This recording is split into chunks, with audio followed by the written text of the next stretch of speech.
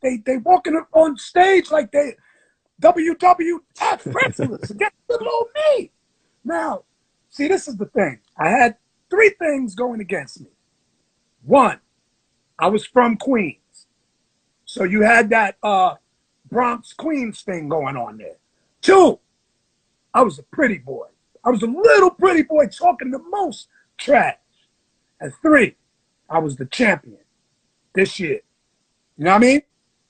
They didn't want that. Nah, man, this ain't gonna happen. Because now this is gonna change. No, it wasn't that I was, number three wasn't that I was the champion. Number three was I was new school. That's what it was. Legends against this new jack. You know what I mean? Okay. Melly Mel pranced around that stage, hyping it up, hyping everybody up. And the crowd was like, yo, go for it, Mike, go for it. I'm like, nah.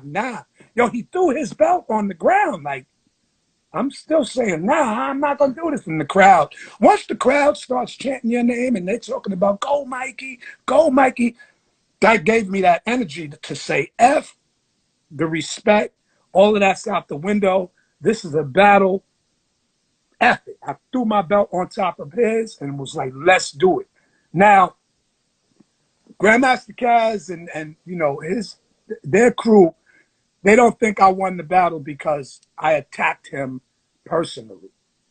You know, they I guess they wanted to compare rhymes against rhymes. But you don't do that when you're in a shootout. You don't ask the person, let me see which gun you got so I can go back and get a gun to match your gun. When you're at war, you go for the kill. And that's what I did. It was a respectful kill, but you put my back against the wall, I have no other choice but to come out fighting. You tried to humiliate me in my time of victory, and I can't allow that from anyone. You know what I mean? Because at the end of the day, although I'm a new jack, I'm still a man. So, yeah, I had to unleash the destruction.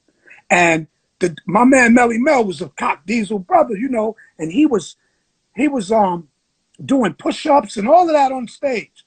So, okay, do the push-ups. I started dissing him at the rhythm of his push-ups, you know. So that got the crowd. That was my thing, to get the crowd on my side and humiliate him. And that's what I did. The crowd decided that I was the winner, but Grandmaster Caz had already picked up both of the belts and began walking off stage as I was doing my thing. So I guess he must have assumed that Melly Mel was going to destroy me, which didn't happen. I had a surprise. Then, you know, when it was time to give the belts up, Melly Mel grabbed both of the belts and he stormed out of the place. And like I said, I'm glad that my crew could not wake up that next morning and come with us, because that would not have happened if Boom Bash would have been in the building. And I'm so happy that they did not come that particular day. It was only me and Quest, you know what I mean? And I didn't think anybody, like even people in the audience wanted to move on him. Daddy-O from Stetson Sonic, him and the Brooklyns, the goons, was ready to move. And I pleaded with like Daddy-O, I'm like, nah, we don't have to do that, because it won't look good on my future if anything happens to that man. You see what I'm saying?